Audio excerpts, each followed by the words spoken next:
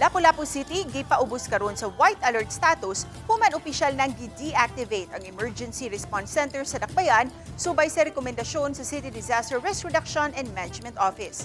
Usa-usab kini kapaghatag og kasiguruan sa mga bisita, tourism partners, stakeholders ug constituents nga nagpabiling luwas, secure, accessible ug fully open alang sa turismo ug business activities sang Dakbayan.